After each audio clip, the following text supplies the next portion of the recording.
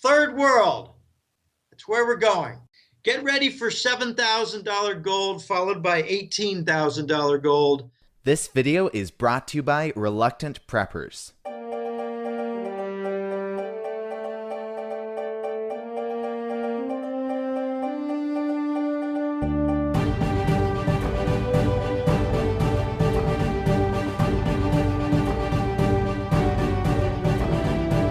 Click here to subscribe for free to reluctantpreppers.com. Hey everyone, this is Elijah Johnson with financeandliberty.com, and back with us today is Jim Willie, editor of The Hattrick Letter, found on goldenjackass.com. Thank you so much for joining us today, Jim. Oh, good to be back. A little follow-up. We had some things we didn't complete, and I think we've got maybe a couple of extra items that came to mind that are, I think, really good. But you wanted to mention something about the silver coins. I mean, gosh, isn't it amazing that it's under a $16 corrupted COMEX price, and you got to wonder how much supply is available down here, huh? Right. I mean, we just heard from Reuters reported that the U.S. Mint has actually currently sold out of silver eagles because of quote-unquote tremendous demand recently. So I guess my question to you is, if we're seeing so much demand for silver, why is the silver price falling? Well, because there are two prices. One is the corrupted COMEX price that really doesn't deliver any silver. I don't know if people are aware, but they really need to understand this extremely important point. For gold and silver futures contracts, there has been no delivery on those contracts of gold and silver metal since May and June of 2012. These are corrupted contracts that no longer deliver metal. They're devices exclusively to control the price. They are corrupt to the core. This will not stand much longer. And I made a forecast a couple of years ago. I said during the end stage, you're going to get a divergence between the paper gold price and the physical gold price.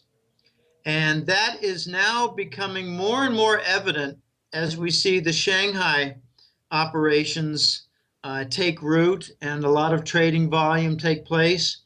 I got a message from my main contact, The Voice. He's a gold broker among many other roles. And he tells me that it's quite frequent now, especially Asia and the Persian Gulf, which they prefer to call the Gulf region now, because the whole name of Persia is weird in there. The Gulf region and Asia are now paying routinely 30 to 35% price premium on large purchases. And when I tried to get some details on that, I said, wait a minute, you're not talking about retail level where someone wants to buy 18 coins. He said, no, I'm talking about people who want to purchase 20, 30, or $50 million worth of gold bullion. They're paying a 30 to 35% minimum premium over the spot price. So figure 1,400 to 1,500 minimum is what they're paying. And the challenge that he describes is that there's not much available. So they clean out one major vault, then they go to a different market and clean out that major vault. They're running out of vaults, he said. So the conclusion that people need to understand is that the COMEX is not a gold and silver market. The COMEX is a corrupt paper shenanigan, bullshit market that tries to control and will not succeed much longer in controlling the physical market. We've got an unusual situation right now where supply and demand is nowhere near in equilibrium. When they sell out of these U.S. Mint silver eagles, what they're really saying is the price is wrong. You don't sell out at a correct price. What you do is you say, well, just a minute, we've got some more people lined up willing to sell at a slightly higher price. They've been waiting for that nudge to a higher price. And there are even more people at a little bit higher than that price. That's called a market. There's no supply and demand equilibrium anymore.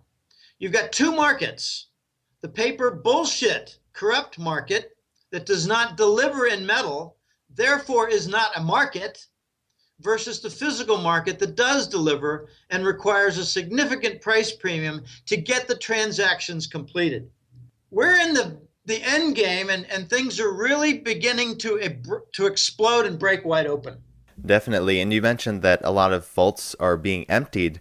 And in your recent article that we discussed a lot about in our previous episode, you discussed how the GLD is also being drained. Gold is being drained from that fund. So did you want to discuss a little bit about what is happening to all that physical gold? Yes, it's a corrupt device set up in a very clever manner by the big banks in New York and London.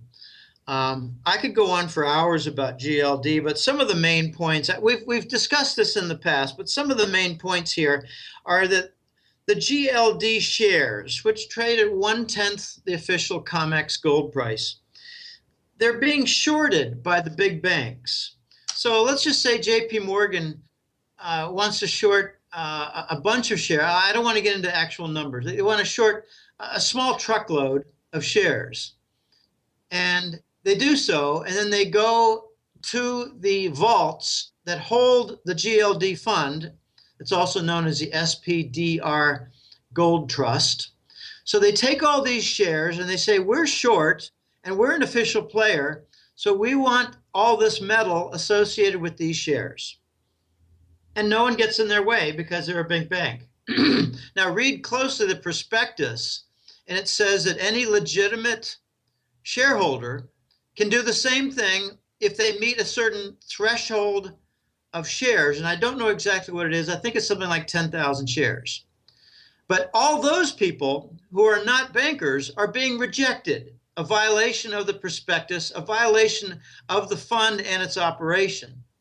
So what's happening is the big banks are using the GLD fund to meet delivery requirements for Shanghai, because they don't have to meet delivery requirements in New York and London anymore. They don't deliver gold, as I just explained.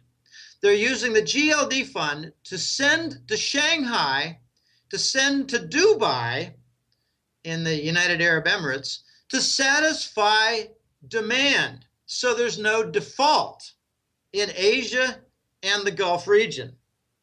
This is extraordinary what's happening. But the gold game, the great gold game, is going to end when China can no longer access Western gold. There are two main suppliers that I am aware of that are in the open, and this is a very important point, in the open, visible, and they are the GLD Fund and Scotia Mocatta, sorry. It's M-O-C-A, Scotia Mocatta. Scotia Mocatta has been, making themselves available. We'll get to that in a minute. But the fund is also supplied by the mining firms and their output. And notice a couple of extremely big events that occurred in the last year or more. Pascua Lama has been in the news. It's a very large. So far, Barrick had invested $8 to $9 billion in multiple years to develop this remote site on the Chile-Argentina border. It's in a slightly mountainous region, very remote, big cities nearby, no electricity plants nearby, no roads. So they had to develop all this. Well, suddenly, about a year ago, Pascua Lama got shut down. The Chilean government basically said, we don't want you to take the gold out of there anymore. We regard it as too important for our future as a nation. So maybe there were some violations of contract by the Chilean government and Chilean business entities, but no matter, governments can do what they want, as the U.S. proves time and time again. They do whatever they want, whether it's criminal or not. So Barrick lost big output flow that would have gone to the COMEX. I mean, I believe the output flow was to begin this year, so maybe not quite this year, but anyway, the GLD has been hampered. The other big event was in Utah with a huge mudslide, landslide that covered, they said 1 million tons of earth. Think of 30 stories downward, this inverted bowl with layer after layer of little roads that go in a serpentine fashion so the trucks can go up and up and up and up. Well, they're digging down below. Anyway, it all filled in and wrecked the Kennecott property. Again, more output that would not reach the GLD fund. I've been making a point for quite a while that GLD is actually a very clever device. It not only has its vaulted amounts of gold, but it has, in addition, what we call golden motion. Now, if you've got mine output from Barrick or from Newmont or from Royal or from Goldcorp, these major companies, they have output. Well, they're on trucks. They're in delivery, in process of delivery. They're going to the refineries. They're in process. So in this entire process, think of them as being in motion. They're not in the mine anymore, and they're not in the market yet. They're in motion. So a lot of the gold that you see for GLD in their official numbers is really not in the vault. It's in motion. And we've got my group and I don't know what we call ourselves. We call it a brain trust. We call it the colleagues. We call it our group. But we got a couple guys in here who are really smart. One of them's an ex-London banker, and he did a lot of this kind of analysis. And he said, Jim, I think rock bottom zero for the GLD fund could be 700 tons. It could be 600 tons. There's no exact figure. But he said, I believe rock bottom zero is not much farther down from where we are exactly now. So some big things are happening. And the last thing to mention regarding the COMEX is First Majestic just announced that they are withholding their third quarter output, holding back a good part of it. They're holding back 900,000 ounces of silver. They said, we're going to put it in inventory. We're not going to supply it to the market. So these are all contributing factors, Elijah, for shortages and exposing the COMEX as being a gigantic, colossal, world-class corrupt arena. Now, you also mentioned in your article that Scotia Makata is being drained of their gold as well. You said, quote, the great gold game cannot be continued in perpetuity, since the paper gold requires an inflow source of actual precious metal gold in the form of gold bullion, end quote. So could you describe a little bit about the sources of this gold bullion being drained? Yeah, Scotia Makata is unique. It's the big Canadian bullion dealer, bullion bank and dealer. They used to be tip-top in integrity. They used to be, unassailable. They are world-class. They are, AAA. You could never insult them for their integrity. That all changed a year ago. They let it be known that they were going to supply Wall Street. I don't know what kind of deal they made. I joked that they made a deal with the devil and, maybe some kind of satanic rites. I don't know. I don't know. Maybe they've got special treatment where Toronto will not receive terrorist events by our Langley boys. Whoever gets in the way suddenly has terrorist events, and the Islamic terrorists show up. It's the invisible gang. It's a bunch of BS and nonsense. But bear in mind, Canada is not better than the United States when it comes to banking and finance. They're not clean. They sold out all their gold. Their Canadian dollar is backed by nothing.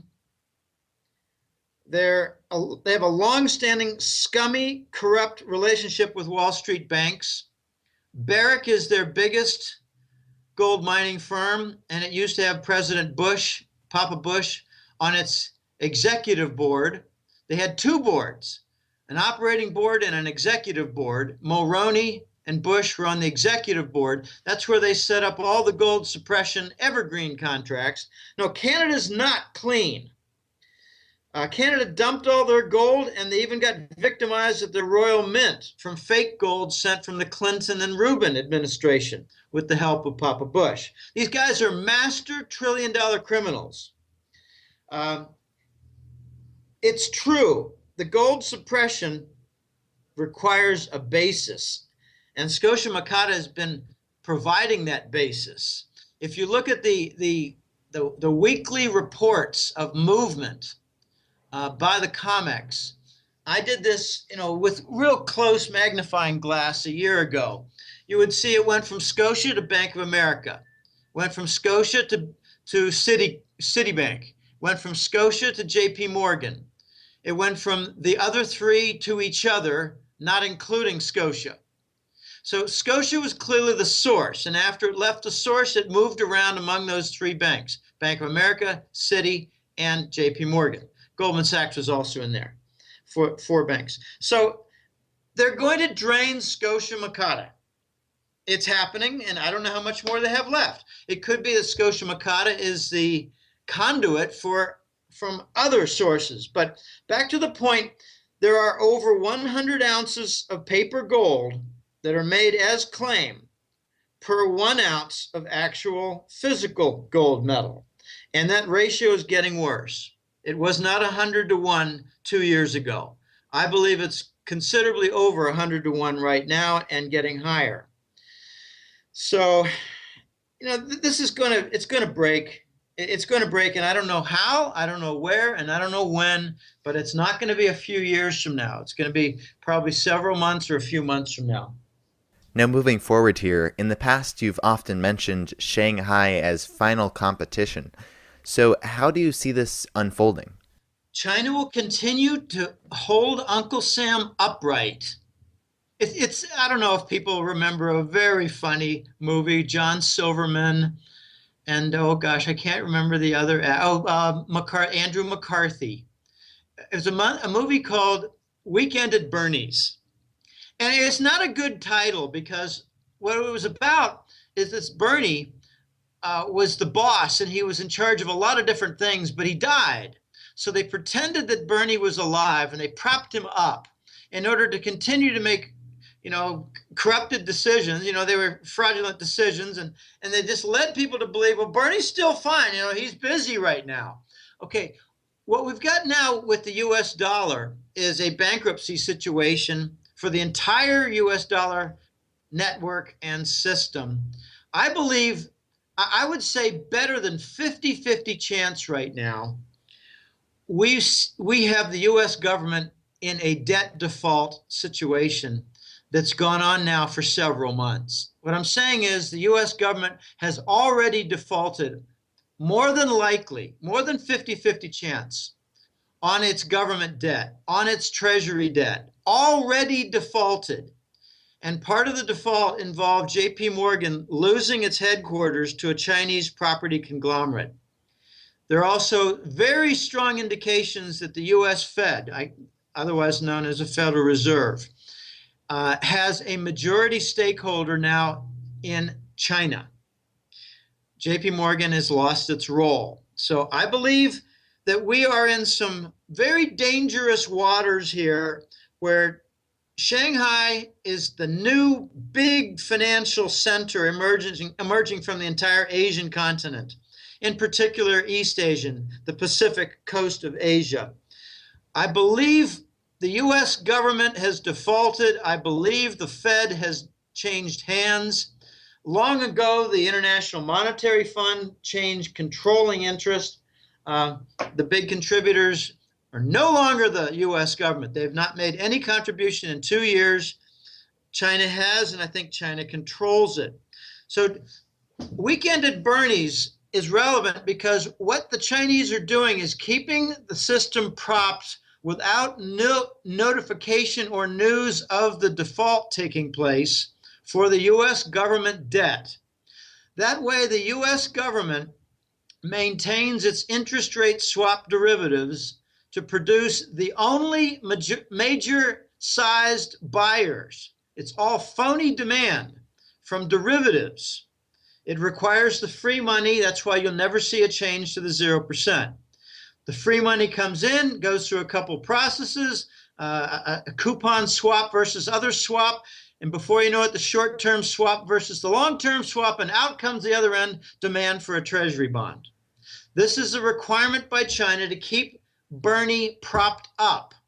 So the U.S. government treasury debt is maintained as a market by the phony demand created and fabricated from interest rate derivatives, requiring the free 0% money as input. They keep it going so that the Chinese can redeem their treasury bonds held in reserves.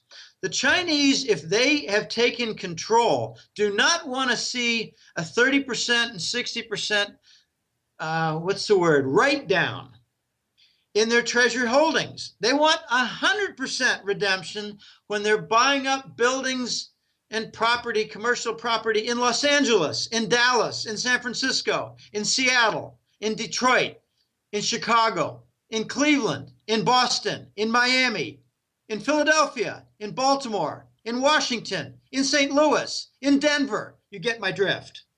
They're converting their treasury bonds to hard assets. In Africa, they're converting them into mining properties, into oil deposits.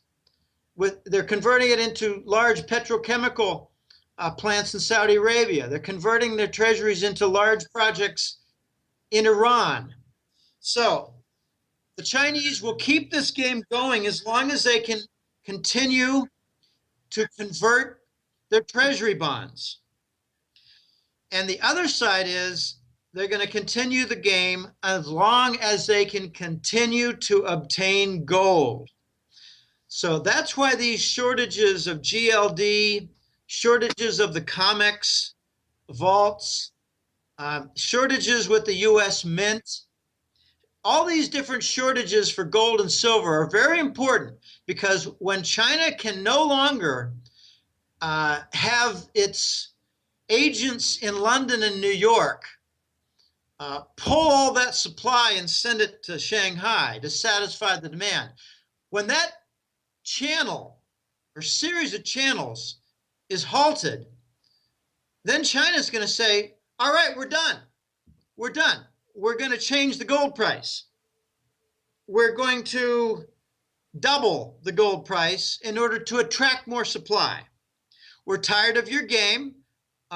We appreciate your cooperation in providing us all this gold for under $1,500 per ounce of the last 3 years. We really appreciate your cooperation in providing all this gold for well under its value. We really appreciate the drainage of Western gold. We really appreciate all of your accumulated wealth from several centuries coming to Asia at 10, 20, 30, 40, 50% discounts. We really appreciate giving us the mantle of control for the next chapter, the next 2 decades. Thank you very much. We will now start the bidding for gold at $2,500 or $3,000. What are you going to do about it, London and New York? What are you going to do about it? And the challenge is going to be when they reset. You know, you hear this word reset. You know, it's funny. The reset is used as a word without explaining what it is. It's a change of the gold price relative to all the currencies. It's a doubling of the gold price. It's not a change of the Iraq dinar versus dollar. That's only one small part. It's not the Vietnam dong versus the dollar. That's only one very small part. The nucleus of it, the main centerpiece, is changing the gold price to double whatever it was for the stinking, lousy, toxic, worthless paper currencies known as major Forex currencies. The Shanghai Free Trade Zone is going to be the major center, Elijah, because they're going to have, big privileges there in the Shanghai Free Trade Zone. It's going to be minimum customs inspection. It's going to be very, very private banking accounts. No data shared with the corrupt U.S. government through their corrupted FATCA rules. It's not going to be subject to Basel rules for leverage and asset ratios. It's going to have a lot of hundreds of different companies signed up there. It's going to have eventually hundreds of different banks cooperating there.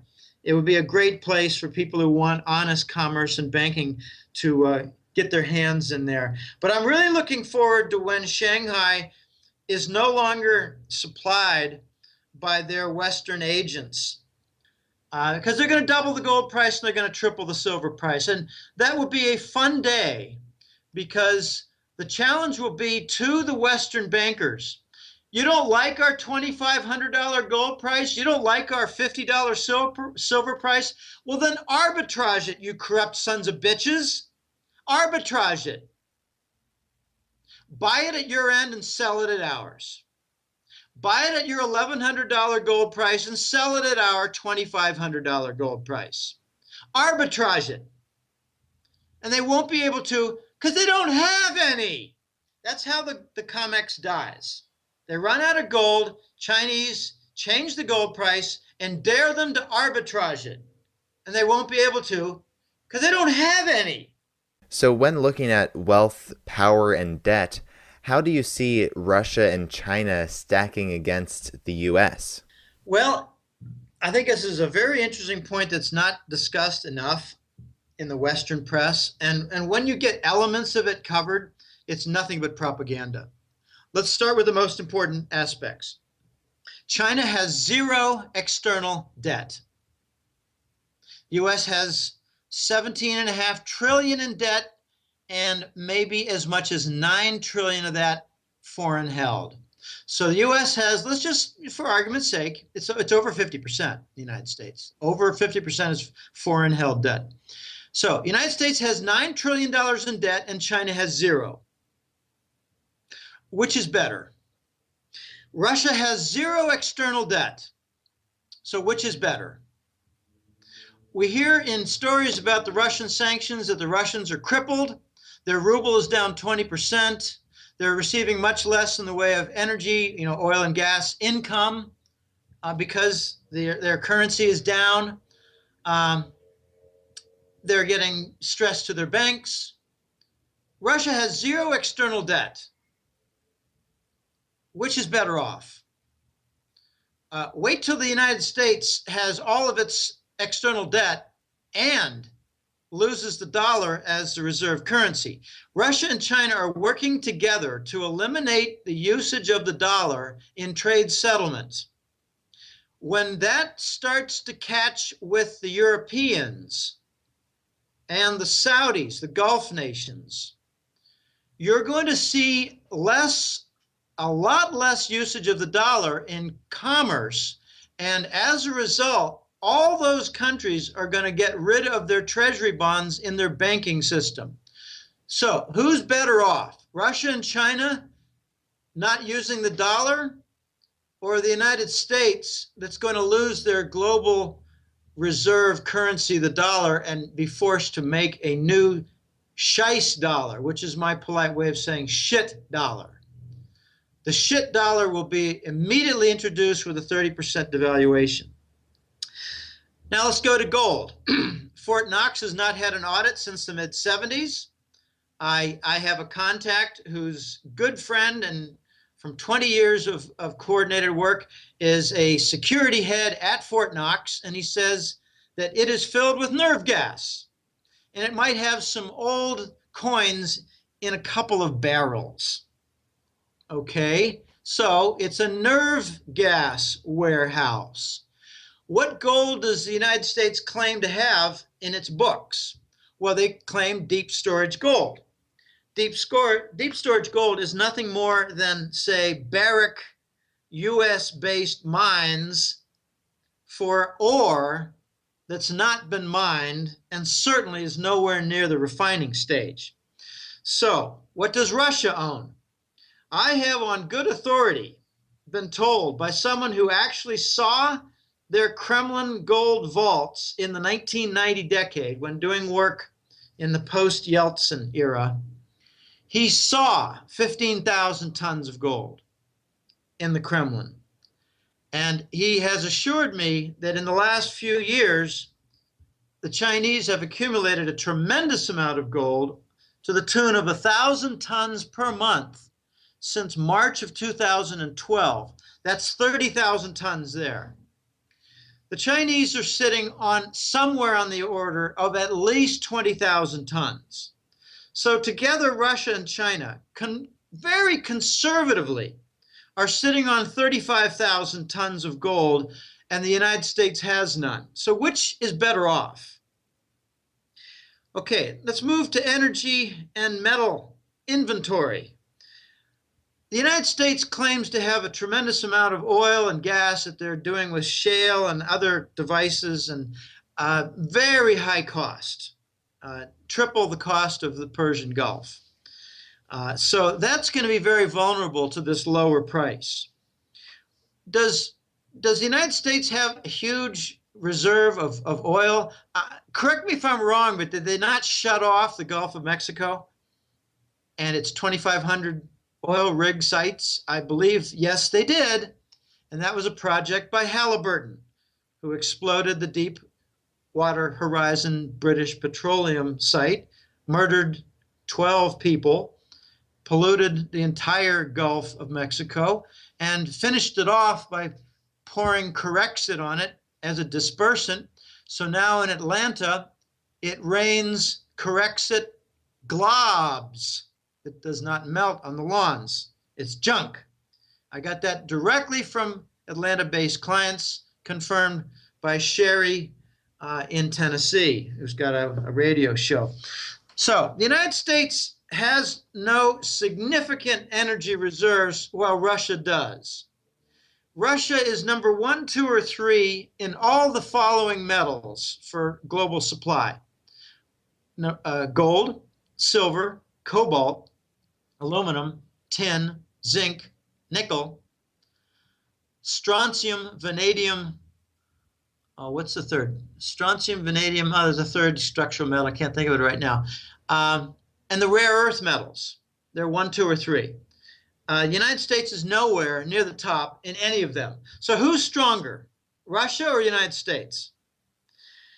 Okay, so you get my idea. You get the drift. The U.S. is weak. Russia and China are strong, and that's why the U.S. is trying to isolate Russia from Europe, because Russia and Europe together will form the Eurasian trade zone, joining in with China and create a gigantic trade zone that George Orwell warned against, called Eurasia, whereas the British and the Americans will control Oceania. George Orwell was not a fool. He did not write a fairy tale book. He wrote a prescient book about the future. And, 1984 describes global fascism as taking root. And I'll tell people exactly what device, what medium has enabled it to make so much progress, and that is heroin. Heroin. So it's kept in government control, government hands. Orwell didn't describe heroin as being important. He just knew that global fascism would take root and be inevitable, mainly due to the corruption of the human species. But, Langley is the global monopoly. Langley has the global monopoly on heroin. 1,500 tons a year of heroin are produced in Afghanistan. It's what the war is all about. It was 300 tons before the Americans got there, and it's 1,500 tons, worth somewhere between $800 billion and $1,200 billion a year. And what it buys is a lot of control and bribery of Congress and of other countries, their parliaments, their bankers, and they all sign up for a piece of the narco money that's been propping up the U.S. banks now since, I'd say 10 years ago. So Russia and China are strong, Russia does not have the industry that China does, but neither does the United States. What happened to Detroit? Car industries, it's really on tenterhooks. Detroit's being bought up by China. Entire neighborhoods, multiple blocks are going dark and going dry. No electricity, no water. China is redeeming their treasury bonds by buying up entire neighborhoods in Detroit. So who's strong, United States or Russia and China? The answer is obvious from a metal inventory standpoint, energy standpoint, debt standpoint, whatever. And I know we talked in our last interview that, with China becoming more powerful, they're even seeming to have, you think, influence in U.S. foreign policy. Now, did you want to discuss a little bit more about their motive behind having this influence? Well, again, they're propping up Bernie. The U.S. They can actually say to the United States, "Hey, go ahead, do whatever you want in Ukraine, and try to interrupt the Russian flow to Europe because it won't work. Make fools of yourself." Beijing tells Washington, "Go ahead, make fools of yourself with this sanction against Russia because Germany's not going to go along with it. And when Germany doesn't go along with it, the rest of the Europeans are not going to go along with it. Germany is not going to do a suicide pact with the United States just because the United States wants to make a scorched earth, firewall in Ukraine to stop the marriage between Russia and Europe. It's inevitable." So Beijing says, "Go ahead, do whatever you're going to do." Because immediately afterwards, China got a really good, rosy deal. And the details are not complete, but they got the Russians to come to the table and make concessions that they did not make before the Ukraine war. They called the Energy Holy Grail deal between Russia and China. It's a 30-year deal. It's like $40 billion in infrastructure development. By that, I mean they're going to invest at least $30 billion in gas pipelines, LNG port facilities, relay stations, railroads, all kinds of things. Processing plants, like for oil, you got to change the oil viscosity, remove contaminants. So China basically said to the Americans, I believe, "Go ahead, do your sanctions. We won't stop you from making idiots of yourselves. We won't stop you from isolating yourselves because isolating the United States is one of our agenda items. We're going to get a better oil price. And besides," and I mentioned this in the previous interview with you a week ago, "the Chinese are going to march in and buy a lot of European agricultural businesses in Portugal, Spain, Italy, France, maybe Greece too. They're going to buy them up. These companies are going to go slowly bankrupt from the counter sanctions by Russia not to buy European agricultural produce and livestock meats." The Russians turned right around. I think they prepared this in the May and June World Cup finals. During the finals, Putin came and visited Brazil, saw the World Cup final, met with Rousseff, I think her name is, the president of Brazil, and I think cut deals with a lot of different nations. And now we have a recent deal with Peru, making a huge deal with Russia. The United States is trying to tell them, no, no, no. And the European Union, no, no, no, don't make deals with the Russians. And again, this is going to be the new big phenomenon in Europe and South America. Pay lip service to the U.S. government and do as you damn well please in contradiction of what you promised Washington. You're seeing it with the South Stream gas pipeline that Gazprom owns and is extending to various other places north of Ukraine to reach the European market, in particular Serbia and Hungary, Bulgaria. Those nations are telling the Americans, "Oh, no, no, we won't proceed." And the next week they proceed. They take more money from Gazprom. They sign more contracts with the Gazprom CEO. They make more deals with the Kremlin. They make more multiple-sided deals with Russia that include the pipeline. I mean, this is amazing. I think the Chinese are the biggest winners of the Russian sanction lunacy from Washington and Europe. The big losers are going to be these dumbass nations like Latvia and Lithuania. They're going to see a 50% economic decline, a recession of 50%, 50, for their allegiance to Washington. Is it really worth it? One by one, these nations are going to break off, and it's going to start, maybe not so much with one by one. Maybe it's going to start with Germany saying, we just cannot follow these sanctions any further. I was told 4 months in advance of Merkel's announced resignation by The Voice, who has connections in Central Europe. I was told 4 months in advance, Merkel is going to resign even though she was just reelected as Chancellor of Germany. That was huge. I thought, wow, that would mean Germany's going to flip into the Russian-German camp and go full throttle into the new BRICS gold currency. That's what I think is going to happen, Elijah. Right, and I know that we've talked a lot about, this gold-backed currency that you've talked about before, and I was wondering if you could talk a little bit about, just to wrap up, your thoughts on the new gold currency that you see coming. There are a lot of false arguments, you say, about the inadequacy of the gold supply to back a global currency. Did you want to talk a little bit about that, and that these arguments don't really hold up? Yeah, well, we covered on the Shanghai plot. They might have a timetable, but we're not really advised as to what it is. They're going to double the gold price. They're going to challenge the London and New York bankers to arbitrage it, which would, close the gap. If you're able to obtain through buying London gold at 1,100 and sell it in Shanghai at 2,500, you're going to bring about a huge wave, and you will close the gap. That's what arbitrage does. It finds a gap. It could be in lumber in two large locations. It could be in natural gas, two large locations. You try to close the gap with arbitrage. It won't work because London and New York won't have any gold.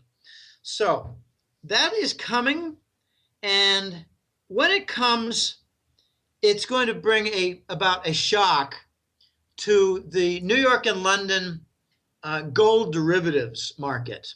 I haven't talked about this much, but here's roughly how it works. You've got all these derivatives that are fraudulent, basically, that tie together the major currencies. Just think the euro, the dollar, the British pound, the yen, the Swiss franc. Okay, I might leave one out. Japanese yen. I think I said that. Okay, you've got the major 5 currencies that are the IMF basket, by the way. These currencies are all tied to gold. They all keep gold down by establishing a phony low price for gold. All these derivatives are going to blow up and explode. And when they blow up, they're going to kill some banks. They may kill a lot of banks. I was told that we're going to see probably a big Western bank collapse in the next several weeks.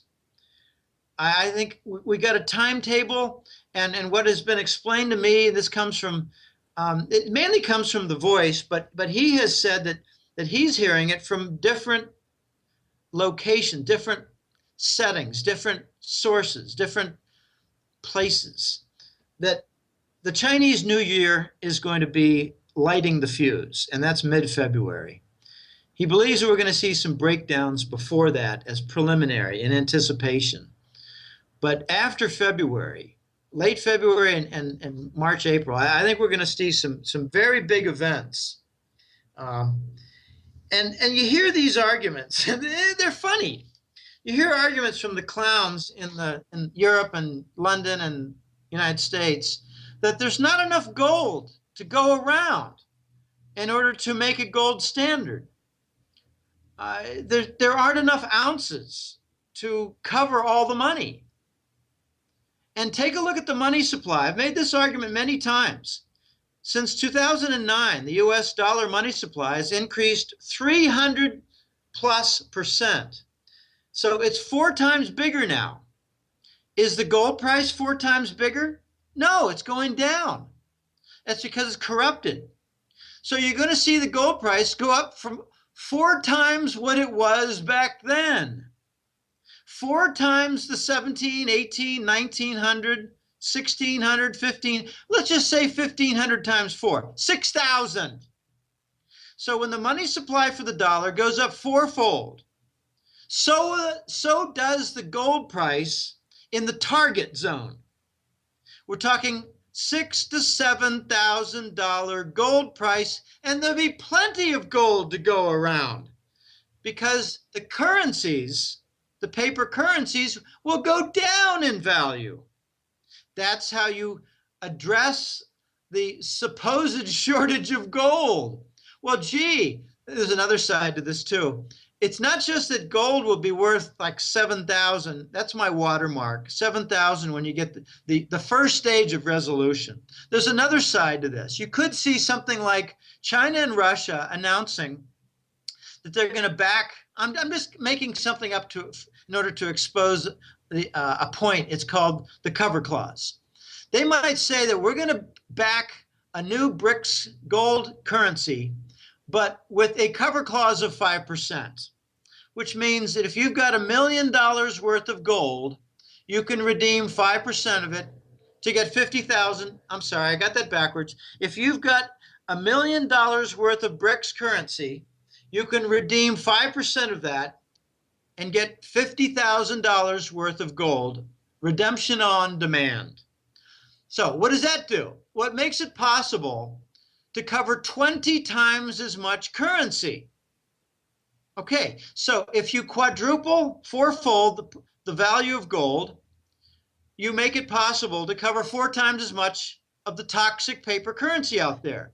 If you also impose a 5% cover clause, you can then cover 80 times as much toxic paper currency. So when you get the gold price of 5,000, you're going to get more equilibrium in the market. Supply will be almost equal to the demand. But when you get to 7,000 or 7,500, I think you're going to see close to equilibrium. And here's where the zinger comes in. The zinger comes in. I just had a conversation the last 3 days with The Voice. We don't talk much. We communicate a lot with email on an almost daily basis. I asked him, when it comes to majority, the Swiss allocated gold accounts, but there are also some in Luxembourg, there's some in London, but the majority are Switzerland. I said, when it comes to these bullion banks and their allocated gold accounts, which means, let's just say Mr. Mueller from Germany and his family, they own $160 million worth of gold. Well, they keep it in a bullion bank, and they have a specific list of their serial numbers, the country of origin for the refinery, the stamp, and a weight. It might not be exactly 5 kilograms. It might be 4.98 or 5.02.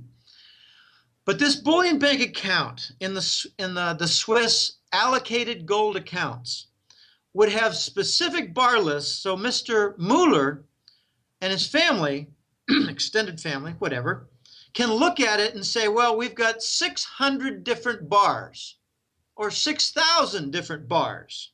And we know exactly our serial numbers, exactly the Swiss and Russian refineries, exactly their weights, and we'd like to go visit them. Well, the Swiss bankers tell them, no, you can't. You can't, but you can look at some gold. We got a bunch of gold over here. Isn't it shiny? Isn't it pretty? And Mr. Mueller says, yeah, but I want to look at least 20 of my bars and see my serial numbers to be confident that you haven't sold them. And they say, oh, no, we wouldn't do that. That'd be against the law. And look at this pile. Yours is in there. Isn't it pretty? Isn't it shiny? Okay, I asked The Voice, how many tons of allocated gold accounts, how many tons have been appropriated, sold, stolen, and used, replaced by nothing but IOU certificates. They call it rehypothecation.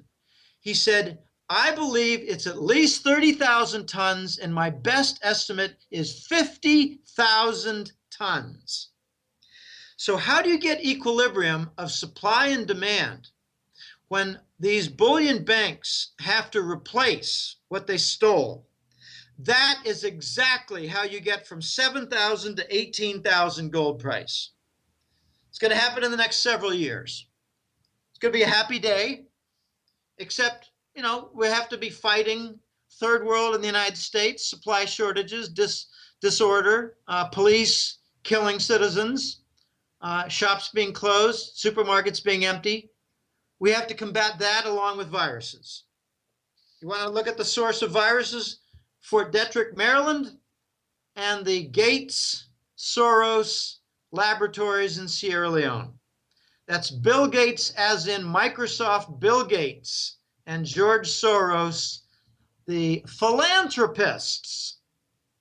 Gates and Soros, they're Sierra Leone laboratories that developed the Ebola virus. And a funny little side note about the Sierra Leone laboratories, the Red Cross workers that are vaccinating people in Sierra Leone, Ghana, and Liberia are being murdered. The Red Cross workers giving the vaccines are being murdered by the natives now, because the natives have come to the conclusion that the only people who are sick are those receiving the vaccinations. Well, Jim, Willie, I wanted to really thank you for your time today and being willing to come back for this addendum to our last interview last week. Before we let you go, were there any last thoughts you'd like to add, and where can our viewers find you? Well, we covered a lot of topics here. I have nothing additional to add, but I encourage people, even if you're not new to this, but go to the goldenjackass.com website. There's a lot of public articles and public interviews that I've done. I make them all available, and fortunately the hosts make them all available for my followers and my readers, my clients. But if you're new to this, dabble around. Don't be overwhelmed. Just dabble around, find some articles that are of interest, read some of it, and don't be frustrated if you don't understand it all, because this is extremely complicated. The whole concept of phony money is made difficult. The concept of inflation is made difficult. Greenspan tried his best to keep us confused, and he did a very good job. He didn't make me confused. I was laughing at him. So after you've learned some, after you follow some at the Golden Jackass website, sign up for the newsletter. There are 2 reports that are issued every month. One's called the Global Money War Report, because this global financial crisis that began with the Lehman collapse, that was a kill job, by the way. It was a prevention of the Goldman Sachs failure. Goldman Sachs was at the risk of failing, so they killed Lehman in order to rescue Goldman Sachs. The global financial crisis, that they call it now, it will not end. It's a global financial war to protect and defend the dollar. So any nation like Iran, any nation like Russia that wants to use a different currency, not the dollar, they're branded as terrorist nations, rogue nations. Propaganda comes out. Since when is Iran a nuclear threat? I mean, it's nonsense. They don't have a delivery missile system, and I don't think they have adequate refining to make weapon-grade plutonium. It's nonsense. Now, the problem is that on a regular and frequent basis for the last several years, Iran has been selling gas and selling oil out of the dollar. They don't want the dollar. They don't want it. And right now, the dollar is being made toxic and contaminated by the quantitative easing. It's unsterilized monetary inflation. All right, so that's the Global Money War Report. And the second report is the Golden Currency Report. The Golden Currency Report is about central banks and policy and demand for coins, and India's policy regarding its imports of gold, and a lot of other things. I try to cover more issues regarding China in the Golden Currency Report. Um, there's a lot of energy issues, petrodollar, all the Saudi concerns. I've tried to put in the golden currency report because it's such a big topic now, the global money war. Uh, the topics are all over the place. I mean, this whole Russian war, the sanctions with Ukraine, it's all about Russia not wanting to use the dollar anymore. This has been planned for a long time. And a funny little side note, when the Germans announced in 2000 and what was it, 11, that they wanted to repatriate their gold, they did so in response to a briefing by the US government State Department for the plans of the Ukraine war. And the Germans said, "You people are crazy in Washington. Give us our gold back at the New York Fed." And that's when they got the FU, and that's when the German parliament went in for a meeting to locate and inspect their gold at the New York Fed, and they were told FU. And that's when this all heated up. Germany is going to leave the euro. Germany is going to leave NATO. Germany is going to embrace Russia and China with this gold-backed, silver-backed BRICS currency. There are over 170 nations now affiliated with the BRICS, and it's going to grow and grow and grow until you have 90% of the world as participating in the gold standard, except the United States. Third world, it's where we're going. And you see evidence in the interstate highways where the potholes are not being filled. You see it in evidence in the industrial parks that China is accumulating. You see it evident in the Gulf of Mexico, for God's sake, contaminated. You see it evident in Detroit, which is going dark and going dry with electricity shut off and water shut off. Get ready for $7,000 gold followed by $18,000 gold. But the trigger event will be the Chinese with full Russian support, and I believe full Saudi support in doubling the gold price. I think the Saudis are going to work feverishly to replace the gold that was stolen from their allocated accounts in Switzerland.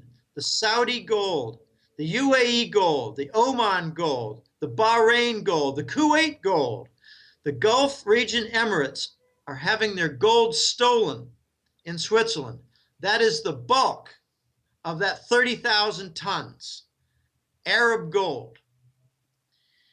There are law cases, legal cases being filed right now, but watch China, Germany, Russia, and the Gulf Emirates work together and bring about a higher gold price as the Saudis convert their roughly, I think, $1.5 trillion in treasury bonds and bank stocks, convert that US dollar paper into gold. This is how we're going to get from the double of 2,500 to 7,000 to 18,000. I've mapped it out. Watch it happen. I think it's absolutely unavoidable. This video was brought to you by Reluctant Preppers. Click here to watch Reluctant Preppers' latest interview with Gregory Mannarino. Bet against the debt or lose your cash. Now for a clip from the interview. They want to keep the mechanism going, and that is nothing but a wealth transfer. Stealing from the middle class is being decimated, absolutely decimated. They don't care about the lower class of people because they got no cash at all. The middle class has the bulk of the money. They're finding every way that they can to redistribute that wealth or steal it from the middle class and push it to the upper echelon of society. We're watching something unfold here, and we have been for quite a while, that is absolutely epic and is going on right into people's noses, and that is a creation of a two-tier society. We are not going to have a middle class in a few years. This next crash, which is coming in the equity market, when the debt bubble bursts, in my opinion, we're going to see a crash here that is going to make everyone before it look like child's play.